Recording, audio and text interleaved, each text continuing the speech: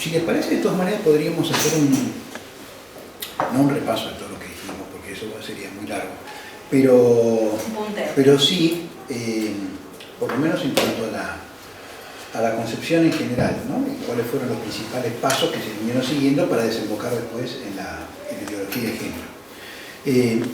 Y acá el punto central y yo diría que decisivo para entender esto es la cuestión de la dialéctica hegeliana y luego dialéctica marxista.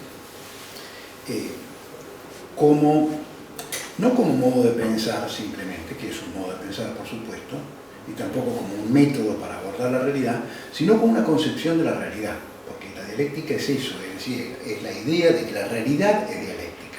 Y por lo tanto, dentro de esa realidad, y en lo que más le puede interesar a Marx, la sociedad, las clases sociales, el hombre y demás, todos están sujetos a esta misma ley dialéctica. Es decir, y como consecuencia de eso el pensamiento es dialéctico también, en cuanto a reflejo de esa misma realidad. O sea, la lógica es una lógica dialéctica. Entonces, el punto central es tener siempre bien presente qué implica la dialéctica, ¿no es cierto? Esta dialéctica en particular, porque hay muchas otras dialécticas a lo largo del tiempo, ¿no? La aristotélica, antes de ella la platónica. Bueno. En este caso, entonces, es la idea de que siempre hay un primer momento que se llama tesis, y que la tesis genera su antítesis. Esta cuestión de que la genere es sumamente importante, porque no es que la antítesis aparece como consecuencia, no sé, de un movimiento que resolvió, no tiene nada que ver ni con la voluntad, ni con la decisión, ni nada. Ocurre porque está, fatalmente ocurre, digamos. Tiene que ocurrir así. Y la genera no por propia voluntad, sino por sus contradicciones internas. Sobre todo en los casos de cuestiones sociales. Y a su vez, por cierto, estamos recién empezando y haciendo un pequeño repaso de lo que vimos en la tesis, antítesis, síntesis. Saludos a la señorita y al resto. Bienvenido. ¿Cómo anda? Bueno, come el cupo acá. entonces, la antítesis confronta de modo necesario e inexorable con la tesis. Esto es inevitable. Esto se tiene que dar siempre así. Entonces, en esa confrontación hay un primer momento en el cual esta antítesis se lucha con la tesis y se va como apoderando de los elementos centrales, pero de ahí no va a resultar el triunfo de la antítesis. De ahí lo que va a resultar es una nueva realidad que se llama síntesis. El lenguaje de Marx era negación de la negación. O sea, que usted ve, Marx no decía afirmación, negación y después triunfo de la negación. No, es afirmación, negación y negación de la negación. Esa síntesis es una nueva tesis que genera una nueva antítesis y así. Marx esto a qué lo había aplicado. Lo aplicó siempre a las cuestiones sociales y en particular a la lucha de clases. La idea es que toda la historia se puede entender y se debe entender a través de la lucha de clases en las cuales ha ocurrido este movimiento en forma incesante. Y la contradicción, digamos, y la fuente de la cual surgen las antítesis es siempre la infraestructura económica. O sea, lo económico es lo central. Todo el resto de las cosas, o sea, las instituciones, como puede ser el modo de concebir el matrimonio, la familia,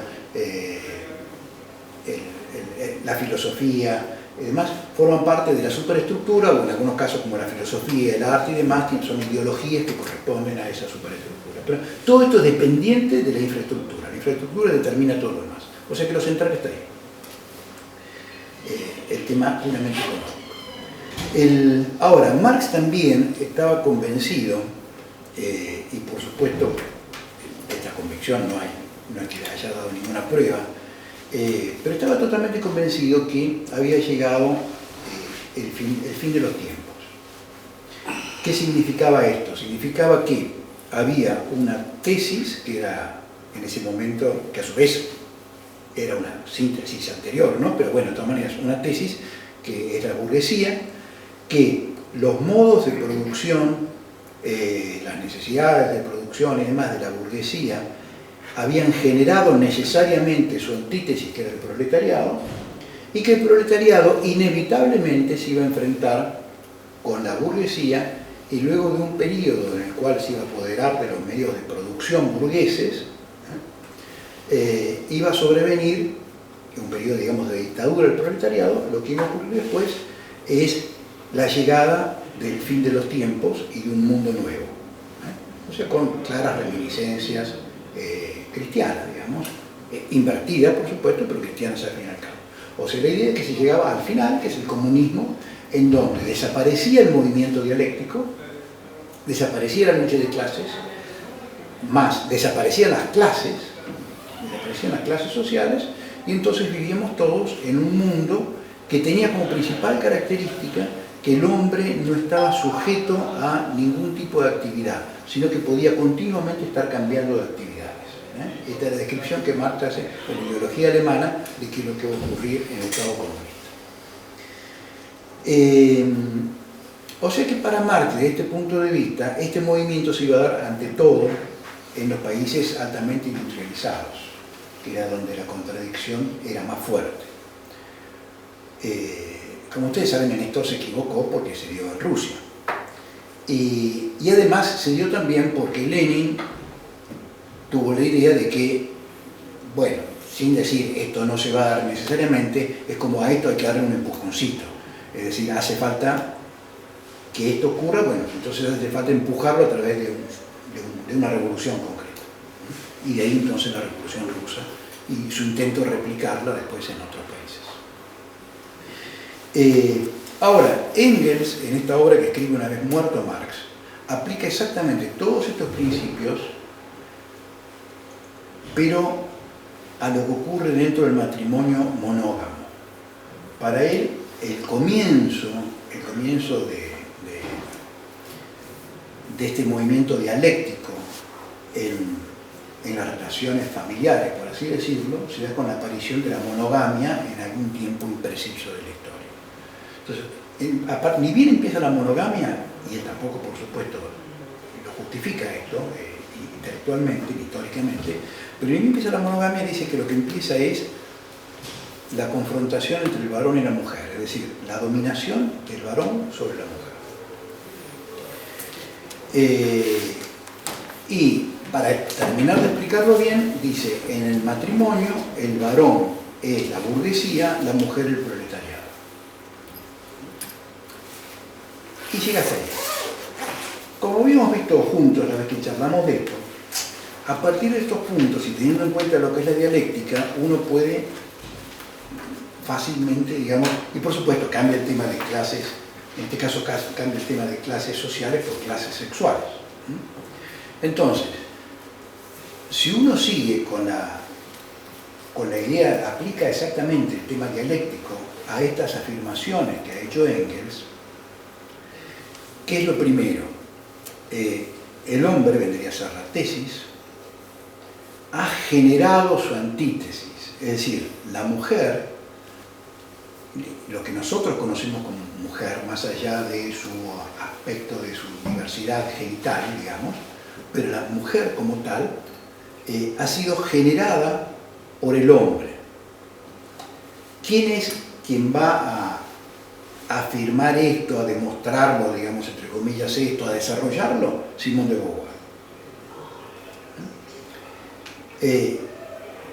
Y para hacerlo, el hombre se ha valido de toda una serie de instrumentos que le permitieron ese sojuzgamiento, cuya clave es lo que Simone de Beauvoir llama la trampa de la maternidad. Ahora, todo este conjunto de medios que el hombre ha utilizado para dominarla, entre los cuales ocupa un papel muy importante haber inventado la heterosexualidad, como haber afirmado que la heterosexualidad era algo natural. Es decir, la heterosexualidad considerada es un invento, digamos, para esto. Todo este conjunto de medios es lo que Kate Miller va a llamar el patriarcado. Entonces, ¿cuál es la etapa que viene ahora? La etapa que sigue a esto tiene que ser la necesaria sublevación de la mujer, el lanzamiento de la mujer, el lanzamiento de la antítesis contra la tesis, que implica apoderarse del centro, digamos, de esto, que son, en este caso, ya no los medios de producción, sino los medios de reproducción, a través de cosas como pueden ser el aborto,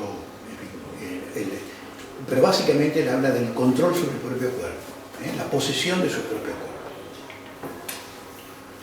Es decir,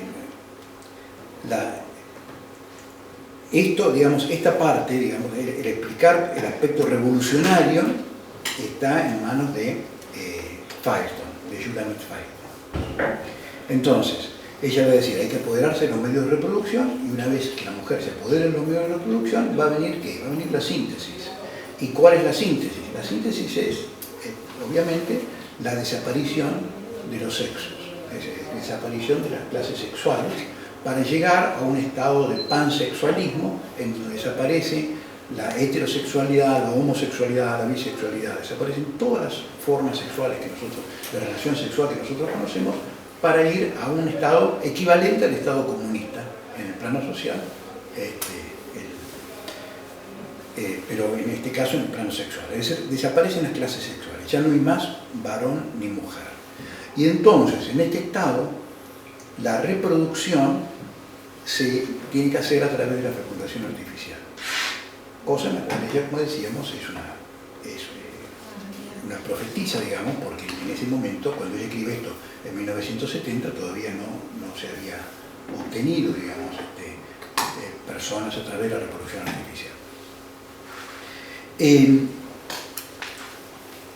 Entonces, va a aparecer luego la ideología de género, que en realidad es un instrumento cultural dentro de este mismo movimiento, dentro de esta misma idea de cosas, no es una cosa distinta de esto que estamos viendo. Y la ideología de género, la característica que va a tener, es la de justamente seguir avanzando en el camino de esa abolición de los sexos. Entonces, para eso, en primer lugar va a relativizar todo, es decir, porque si uno va siguiendo lo que se viene diciendo hasta ahora, es decir, va viendo los distintos autores, y sobre todo se detiene la gran sacerdotisa de todo esto, que es Simone de Beauvoir, ella cuando habla del hombre no dice que el hombre sea una construcción. Kate Millett tampoco dice que el hombre sea una construcción. En cambio, sí es una construcción la mujer, la heterosexualidad y todo lo demás. En cambio ya la ideología de género va a sostener que todo lo que existe es construcción, todo lo que existe es cultural. Y dentro de eso va sobre todo a apuntar al tema de la diferenciación sexual, diciendo que en realidad los sexos no tienen ninguna relevancia desde un punto de vista cultural ni antropológico, y son reemplazados los sexos por las opciones de género. ¿Qué características tienen las opciones de género? Que pueden ser lo que uno quiera que sean. No tienen ningún contenido de por sí, porque no responden a nada fuera del hecho de ser construcciones personales o construcciones culturales o construcciones sociales, o como uno sea, pero siempre construcciones y siempre fluidas, siempre variables, en continuo, en permanente cambio. Por eso es que la ideología de género, desde un punto de vista ideológico, uno puede decir, bueno, es el triunfo o casi el paso final, ¿no? Antes de llegar al fin de los tiempos, que vendría a ser la abolición de los sexos definitiva, vendría a ser como el paso final en la lucha que emprendió el feminismo radical desde sus comienzos. En el plano ideológico esto es cierto. Ahora, en la praxis política, en realidad es el triunfo del colectivo LGBT y todas las cosas que tienen. En fin, le podría sacar una cantidad de cosas más. Pero en definitiva, como ustedes les contan, terminó siendo el triunfo de esto. Lo cual tiene su lógica, por supuesto, porque justamente el punto, la base antropológica de este colectivo es de que no existen los sexos. Entonces, digamos, y ahora nuevamente estoy en el tema de la praxis política, que era el que más le interesaba a Agustina, desde ese punto de vista, en nombre de la defensa de la mujer, lo que se hace en realidad es defender los intereses de este colectivo. Por supuesto, operando con mucha habilidad, pero fíjense ustedes que en el caso de todos los partidos políticos, todos, es una exageración, pero por lo menos todos los más importantes, o sea, quiero decir, PRO, radicalismo, peronismo, en todos estos casos, la parte cultural de estos partidos está manejada y ya desde hace mucho tiempo por gente vinculada con este colectivo LGBT, etc. Y ellos están a cargo de todas las oficinas de género que están en todos lados. Con cualquier gobierno están en todos lados. En todos los ministerios, en la Corte Suprema, en algún caso se llama la oficina de la mujer, en otra oficina de género. Están en todos lados. Dirección de género, lo que fuera.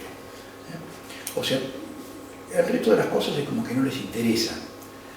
Y el año último, digamos, dieron aparentemente un nuevo paso en el camino, que es el tema de hacerse cargo de o tratar de hacerse cargo de la educación. Este es un tema sobre el cual podemos volver y tendríamos que volver después. Ustedes ya sé que lo han visto esto, yo no estuve en esa reunión, pero cuando hablaron del tema de la ESI, ¿no? Pero el tema es que, claro, cuando uno dice, y ahora vienen, lo que buscan ahora es que la ideología de género llegue, se meta en la educación, que sea parte integrante de la educación y hacerse cargo ellos mismos de la educación en ese aspecto, en realidad esto es una verdad a medias, digamos. Esto es una verdad a medias y de clase media, diría. Porque en realidad están a cargo de la educación desde hace muchísimo tiempo. Desde hace muchísimo tiempo. En la ciudad de Buenos Aires, en la provincia de Buenos Aires y en algunas otras provincias, están a cargo de la educación de hace más de 10 años, de hace unos 13 años más o menos.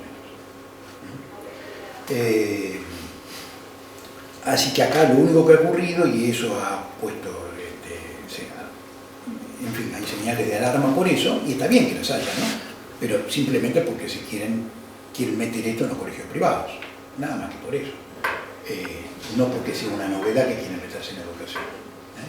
Ya la educación la tienen copada hace muchísimo tiempo. Es decir, están cumpliendo cada uno de los pasos que se habían propuesto, cada uno de los pasos que se habían sido profetizados, cada una de las indicaciones que se les habían dado, pues se están cumpliendo a la perfección. En un caso de un país como el nuestro, ante la pasividad absoluta de los partidos políticos, en el mejor de los casos, que les han dejado los espacios que ellos han querido a cambio de no sé qué. Seguramente en algunos casos a cambio de ventajas, alguna ventaja en el plano internacional, algún apoyo, algún préstamo, vaya uno a saber.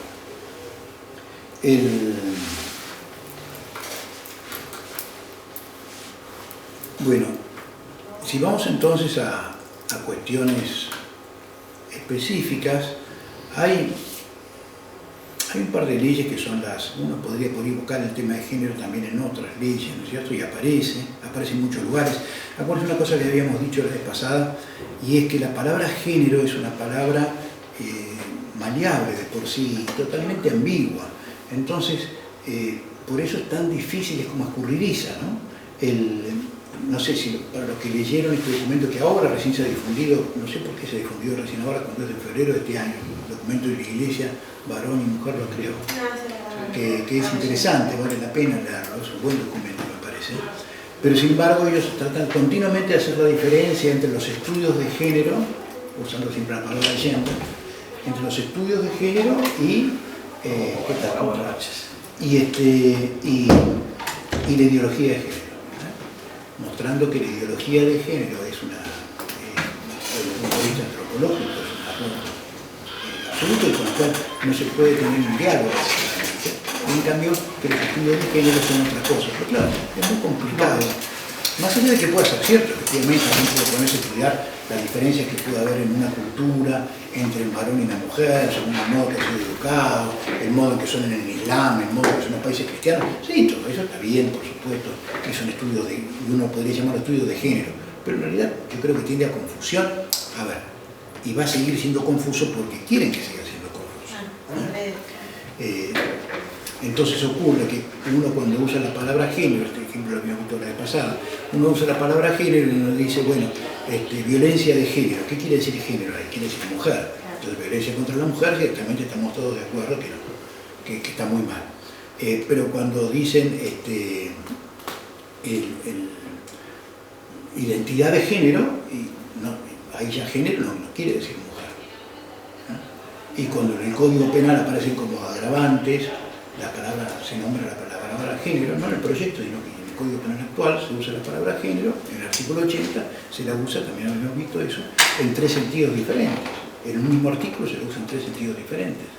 En un caso quiere decir mujer, en otro caso quiere decir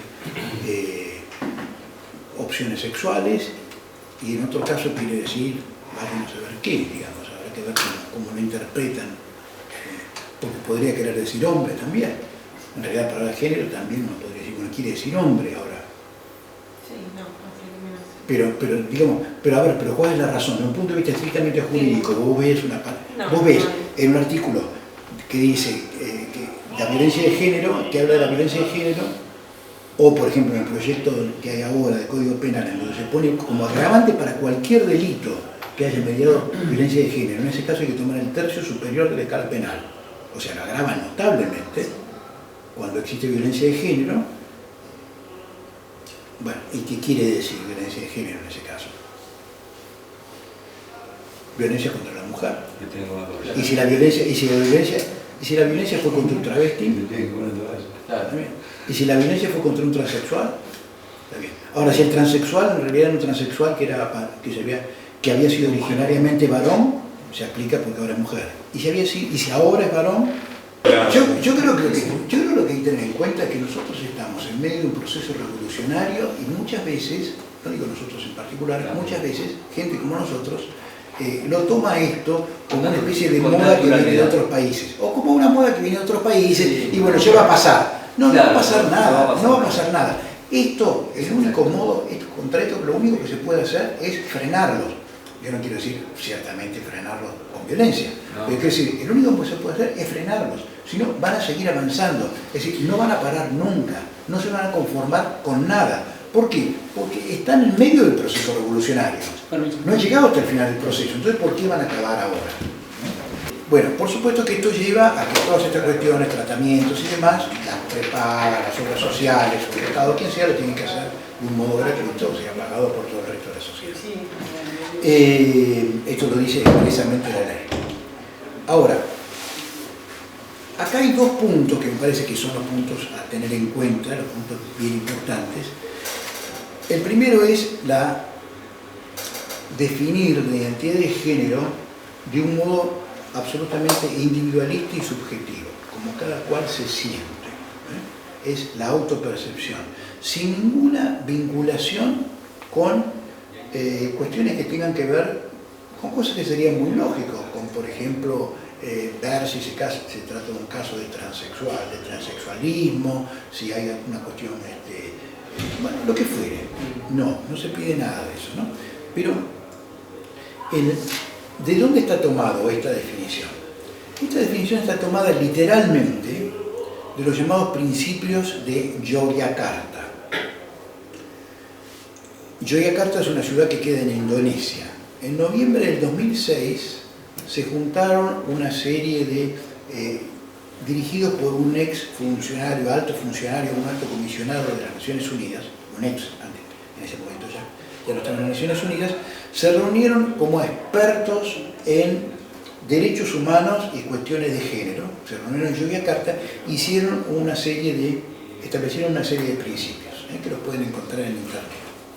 Son principios sobre la aplicación de la legislación internacional de derechos humanos con relación a la orientación sexual y la identidad de género.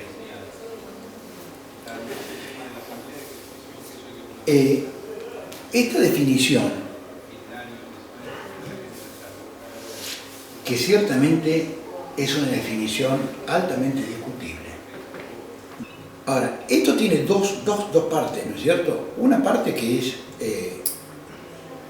esta cuestión de decir el género es como cada uno se percibe, sin ni siquiera exigir una cosa que hubiera sido, ahora se pueden exigir muchas cosas, cierta parte de estudios y demás, pero uno podría decir, bueno, el modo en que cada uno se percibe a lo largo de, no sé, 2 años, 1 año, 3 meses. Una continuidad. No hay ninguna mención a eso.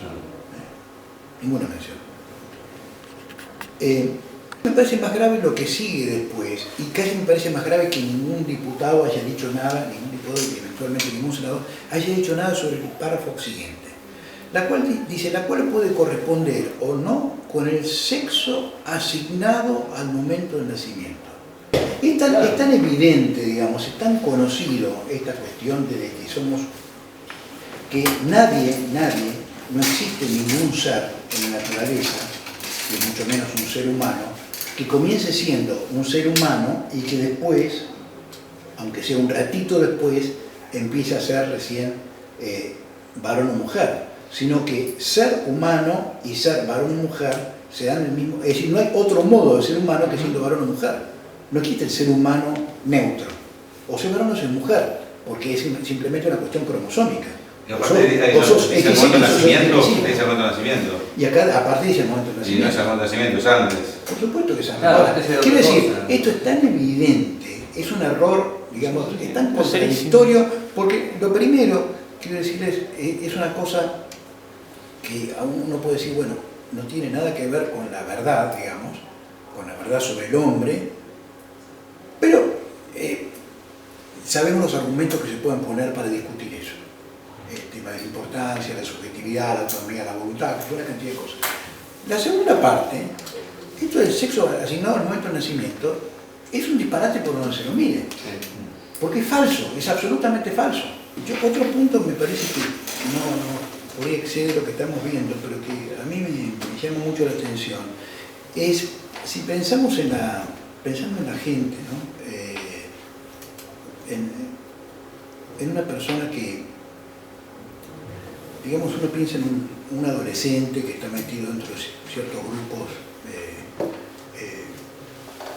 que son homosexuales o que prueban con la homosexualidad, porque también es esta cuestión, ¿no es cierto? Esta ley, a la gente que tiene problemas, que se plantea problemas con su propia sexualidad, lo deja muy solo, porque en nombre de la libertad, de poder hacer lo que uno quiera, le está quitando la posibilidad de recurrir, obligatoriamente o que sea, a gente que pueda orientarlo, ¿no? Eventualmente no puede ir porque el psicólogo lo puede tratar por eso. Eventualmente esa persona le puede llegar a decir, sí, efectivamente vos tenés una marcada inclinación homosexual, entonces esto es lo que te va a hacer feliz. A lo mejor termina diciendo eso, pero se lo termina diciendo alguien, después de haberlo estudiado, después de haber estado charlando, después de haber estado viendo por qué cosas ha pasado. Porque a lo mejor es una cosa pasajera, ha tenido alguna práctica homosexual, entonces ha tenido una práctica homosexual, entonces piensa que es homosexual, entonces como piensa que es homosexual, va y hace una cosa que en principio, está bien, que después se puede cambiar, pero que en principio es irreversible. Es decir, ya listo, apareció en todos lados como mujer, y normalmente no es que sigue vestido así, sino que ya se empieza a vestir como mujer, entonces emprende ya un camino que como que no tiene retorno y que a lo mejor no era el camino de él. Fíjense que estoy hablando sin analizar ninguna cuestión, ninguna implicancia que pueda tener moral, nada. Simplemente estoy hablando de un punto de vista existencial, de la soledad absoluta en la cual se dejan a la gente, ¿no? Bueno, simplemente como dato en este caso anecdótico, pero ni bien salió la ley esta, la de identidad de género, en La Plata la Facultad de Periodismo inauguró sus baños mixtos, que después ya han aparecido en otros lados, ¿no? Y lo que decía el diario, como comunicación de la misma facultad, la Casa de Estudio dejó de tener sanitarios de hombres y mujeres, tomó la decisión para acompañar la entrada en vigencia de la ley de género. Ahora, la directora del Centro de Comunicación y Género de la facultad, que fíjense el solo hecho que la facultad tenga una directora de un centro de comunicación y género. Dijo esto textualmente: el baño de nenes y nenas no solamente nos denomina desde nuestra genitalidad, sino que además fortalece la heteronormatividad que funda que haya solamente dos tipos de sexo, el femenino y el masculino. El baño público es un baño para ir más allá de la aportación genital y de la motivación sexual que interpele nuestras vidas. Los sexos tienen que ver únicamente con una cuestión anatómica que es a su vez interpretada culturalmente. O sea que el hecho de que nosotros digamos que tener ciertos órganos genitales, eso sea varón, es una construcción del lenguaje, es una construcción cultural. Pero en cualquier caso están vinculados únicamente con la cuestión anatómica, interpretada después culturalmente de un cierto modo. Pero los géneros no tienen nada que ver con lo sexual. Es que lo que hacen es descomponer. Incluso cuando decís varón o mujer, no estás haciendo referencia al sexo. Estás haciendo referencia al género. Por eso es que homosexual, gay, digamos, un gay no es una desviación de un hombre o, digamos, una modificación a partir del ser varón, sino que un gay es un gay y está en el mismo nivel que ser varón. Ser varón es una opción sexual o una opción de género. Ser gay es lo mismo, están en el mismo grado. O sea, son todos sujetos a opción. No hay géneros básicos, como en la realidad es, digamos, la verdad es esa, que nos dice, bueno, partimos de dos sexos y después estos sexos, bueno, hay uno que lo vive de un modo, otro que lo vive de otro, nuevamente, estoy hablando de un punto de vista antropológico, ¿no? Después otra es la cuestión moral, pero desde el punto de vista antropológico la realidad es esa. Lo único que existe es el varón y la mujer, no existe otra cosa. Bueno, en la ciudad de Buenos Aires, ni bien salió el tema de la identidad de género, la ley esta, se hizo una guía de orientación educativa sobre la identidad de género. Tomo unas pocas cosas, ¿no es cierto? La guía tiene una cantidad de ejemplos que se podrían tomar. Cuando habla de identidad de género, comienza diciendo la pertenencia a un sexo u otro, bien, la pertenencia a un sexo u otro, es decir, sentirse hombre o mujer. O sea que la pertenencia a un sexo u otro es sentirse hombre o mujer, sin ninguna vinculación con la biología. Y después cuando habla de género dice, el género, vale decir, la pertenencia a un sexo u otro, es una construcción social de deseos y discursos en torno de la diferencia sexual. Es un juego, en realidad lo que les importa a ellos son fundamentalmente destruirlo de varón y mujer. Sí. Es destruir eso. Entonces lo destruís bastante fácilmente con el tema metiendo los transexuales, los gays, las lesbianas, metiendo eso. Después ya meter a un tipo que lo que lo excita son los gatos blancos, ¿viste? ¿Qué sé yo? Claro, pero es lo que fuiste de comida, en un punto es destruir la familia. Y destruir, por supuesto, la familia. Es decir, la idea de que la familia no se construye a través de un varón y una mujer. Claramente.